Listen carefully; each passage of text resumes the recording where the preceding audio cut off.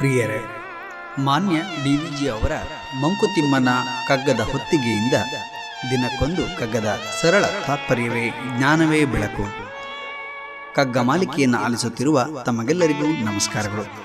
ಈ ದಿನದ ಕಗ್ಗ ಸರಣಿ ಸಂಚಿಕೆ 302.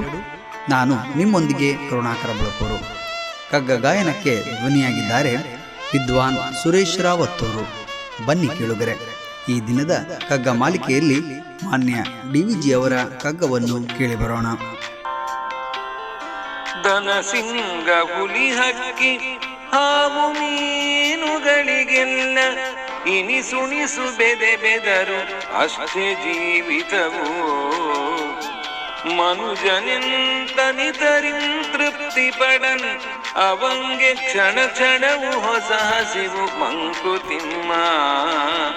ಮನುಜನೆಂತಿನಿತರಿಂ ತೃಪ್ತಿ ಪಡನು ಕ್ಷಣ ಕ್ಷಣವು ಹೊಸ ಹಸಿವು ಪಡೆವನವಂಗೆ ಮಂಕುತಿಮ್ಮ.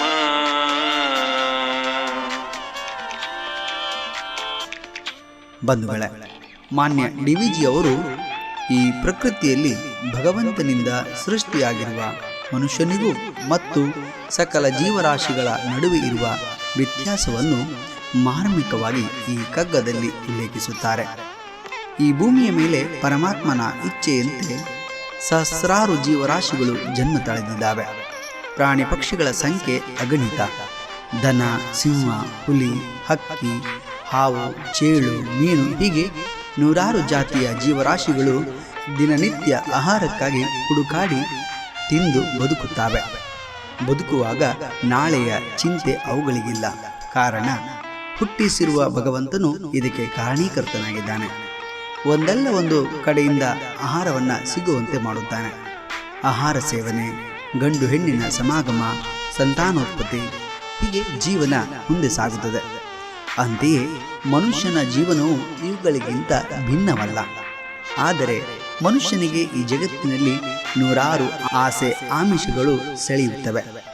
ಅದಕ್ಕೆ ದಾಸನಾಗಿ ಅವುಗಳನ್ನು ಪಡೆಯುವಲ್ಲಿ ಸದಾ ಪ್ರಯತ್ನಶೀಲನಾಗಿ ಅಲೌಕಿಕ ಪ್ರಪಂಚವನ್ನು ಮರೆತು ಲೌಕಿಕ ಬದುಕಿನಲ್ಲಿ ಎಲ್ಲವನ್ನ ಪಡೆಯಲು ನಾನಾ ಹೋರಾಟಗಳನ್ನು ಮಾಡುತ್ತಾನೆ. ಆ ಹೋರಾಟಗಳಿಗೆ ಅವನಲ್ಲಿ ಹುಟ್ಟುವ ಆಸೆಗಳೇ ಕಾರಣವಾಗಿದ್ದಾವೆ ಎಂಬ ವಿಚಾರವನ್ನು ಮಾನ್ಯ DVG ಅವರು ಈ ಕಗ್ಗದಲ್ಲಿ ಉಲ್ಲೇಖಿಸುವುದನ್ನು ಕಾಣಬಹುದು. ಬಂಧುಗಳೇ, ನಾಳೆ ಇನ್ನೊಂದು ಕಗ್ಗದೊಂದಿಗೆ ನಾವು ಬರುತ್ತೇವೆ. ಅಲ್ಲಿಯವರೆಗೆ ನಮಸ್ಕಾರ.